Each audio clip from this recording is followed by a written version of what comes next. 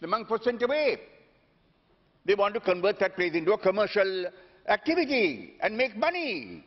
And our people are being prevented from going there and performing their 31st day rites. If tomorrow I die, my family will not be able to perform my rites at that place which we have been doing for centuries. And you want reconciliation? Please don't think I'm confronting you. We do not want confrontation. But can you ever justify these things? I have had no reply to this letter. Unfortunately, Mr. Basil Rajapaksa has not been able to attend to it. I do not know whether it is beyond his power. But after all, the assurance he gave me in Parliament, he is unable to ensure its compliance. Then there was a famous temple, sir, called the Agastya Sthapanam, a Sivan temple of Lord Shiva, in Kangaveli, south of Trincomalee. That temple was damaged. The Shivalingam was destroyed. The Pilliyar was destroyed. I met the President at that time. I spoke to him personally. I sent him a letter in regard to the matter on the 29th of May 2010. I have had no response. People can't go there to that temple. People go there and perform several rites. It's a famous Sivan temple, over 2,500 years old. Agastya was a Munivar, he was a saint. The belief is that he was ordained by Lord Shiva to go and establish a Shiva temple in that area. And that over 2,500 years ago, he came there and established that temple. People can't go there to worship. The Shivalingam had been destroyed. 800 acres of land, paddy land, in close proximity to the temple, in a place called Padukadu, owned by Tamil farmers from Kangaveli, Puliyadichena, Malikathivu, Pattithiral, Mainkamam, Bharatipuram, Kilivetti, Manalchena, Periyavali, and the Muslim farmers of Muthur. And 20 acres of land owned by the people, owned by the temple, Agastya Sthapanam, have been taken over by some young persons from the majority community, and they cultivated the land by force. We have complained to the police. We have complained to the Provincial Land Commissioner. No action is being taken. Nothing is being done. The Kangaveli tank bed is being cultivated by force by some young persons from the majority community. Is there no law and order in this country? Is this the way you want to bring about reconciliation? Is this the way you want to bring about goodwill and harmony? I tabled the letter, sir, the second letter, which I have sent to the President on the 29th of May 2010, and I request that you direct the letter to be included at the end of my speech in the Hansard. I will not refer to everything, sir, that's happening, because I will have to probably speak till midnight if I do that, but maybe some of my other friends who will speak after me will make reference to one or two other, some of the matters. But I would refer to just one other thing. Several villages in Mullaitivu, Pudumathalan, Mullikaibal West, Mullivaikal West, Mullivaikal East, Ambalavan Pokkana, Valanjar Madam, Anandapuram, Keppa Pulavu, all these are coastal areas where people have been living for generations and fishing and carrying on their living there. Now, some people there have different ideas about that territory. They have been asked to go to a place called Kombaville, 7 to 8 kilometers away from the sea.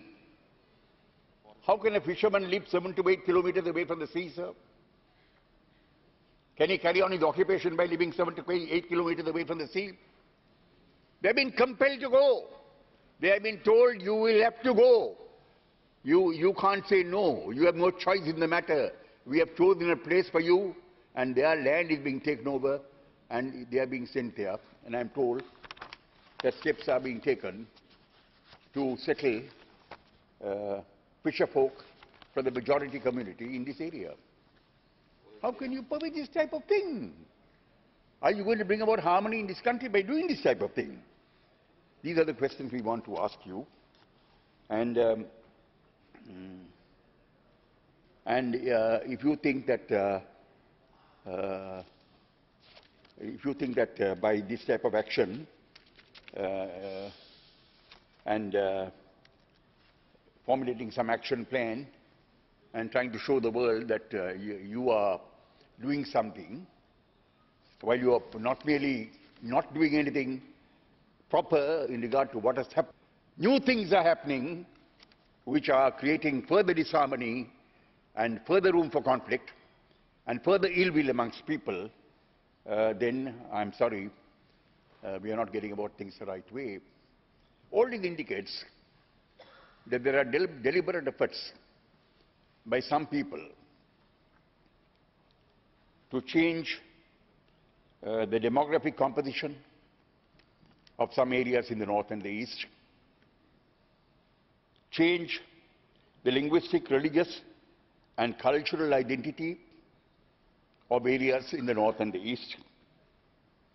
And these activities are being pursued with a vigor that is suggestive of a determination to make these things a fait accompli before too long. Before you think in terms of any political solution or arrive at any political solution, the demographic composition of the north and the east would have been so altered, and the linguistic, cultural and religious identity of certain areas would have been so altered that there will be no conflict, no need for a political solution. Is that the agenda you're pursuing? We want to know. I mean, either you must stop these things, or you must say that these things are not happening. You can come with us and we'll show you these things happening. So you must reverse it and put it right, or you must accept that you are having an agenda which is being implemented. I'm not saying every one of you, but certainly we are inclined to the view that there are at least some within the government with whose blessings these things are being done, and that these things cannot be done in this way if there are no blessings whatever from at least someone within the government. Reconciliation is dependent not merely on implementation of recommendations of the LLRC, but also on terminating and reversing actions which have been disproved and censured by the LLRC. Repetition of similar actions would be tantamount to making a mockery of the LLRC recommendations. LLRC is recommending some remedial action in regard to what happened in the past. You are going on with vigor, repeating the same actions, multiplying your past actions with the purpose of taking control. I mean, can you permit this to happen? That will only revive the causes of the disaffection and the conflict and will not bring about any goodwill and harmony amongst the people.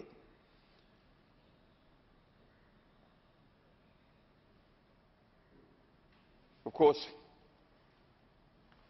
you are now trying to recommend the LLRC recommendations.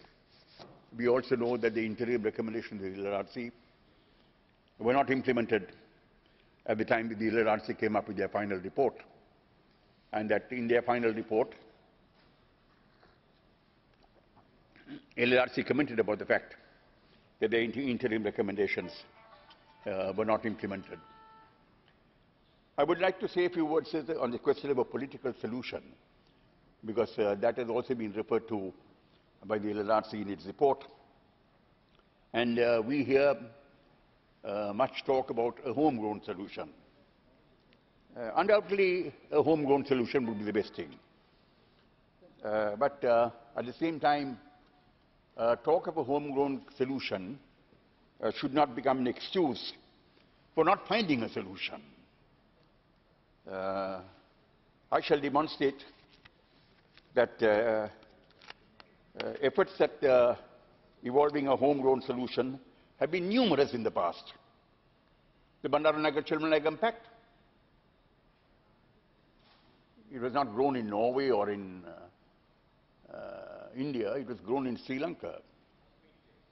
The Daddisananagar-Chilmanagam Pact, That was very much a homegrown product. The 13th Amendment to the Constitution, entirely homegrown and homemade. Extensive discussions took place within the Sri Lankan government and the TULF, representing the Tamil people, in July and August 1986. We talked for at least 15 days each month. On the government side, there was President Jayawardena, there was Minister Ronnie Dimel, Minister Athurat Pudiri, Minister Gamini Disnaka, Honorable Ranil Wickremesinghe, ACS Hamid, KW Devanagam. On the government side. And on the TULF side, there was Amarthalingam, there was Sivasudambaram, there was Neelan Sirichelvam, there was Anand Sangri, there was Yogeswaran, there was Joseph Pararajasingham, and there was myself. We discussed 9 drafts. In July and August 1986, Mr. Felix Dias Abesinghe, retired Commissioner of Elections, was the secretary of that committee. The papers must be available in the Presidential Secretariat or somewhere in some office. So that was also a homegrown solution. It had the approval of the Supreme Court of Sri Lanka. It had the approval of the legislature of this country. It was passed by a 2/3 majority. How can you say it's not homegrown? It was homegrown. Very much a product of this country and efforts by people in this country. Of course, in the post-July 1983 period, after the riots in July 83, Sri Lanka accepted India's good offices to resolve the conflict amicably. India's good offices have continued. India is our closest neighbor, not merely geographically, culturally. The Indo-Sri Lanka Agreement of 29 July 1987 was a part of that process. Of course, our discussions in regard to the 13th Amendment preceded the Indo-Sri Lanka Agreement. And the Indo-Sri Lanka Agreement being signed does not make the 13th Amendment any less a homegrown solution. The 13th Amendment was the outcome of discussions that took place between the government of Sri Lanka and the TULF, the party that represented the Tamil people. The TULF had strong reservations about the 13th Amendment. After all, the 13th Amendment was eventually formulated by the Sri Lankan government, not by both sides. And our reservations continue. And we have been clamoring for improvements to the 13th Amendment, reformulation of the 13th Amendment, so as to make the solution more acceptable. The international community has played a role. India has played a role to bring about some finality, to make the solution reasonably acceptable to all sides. Because inevitably India, being our closest neighbor, and whose good offices Sri Lanka accepted, has played the most prominent and important role in regard to the matter. Rest of the international community too has played a role. This role by the international community and by India have been accepted by the Sri Lankan government, and I do not think that can be a cause for complaint. I propose, sir, to deal with that role played by India and the international community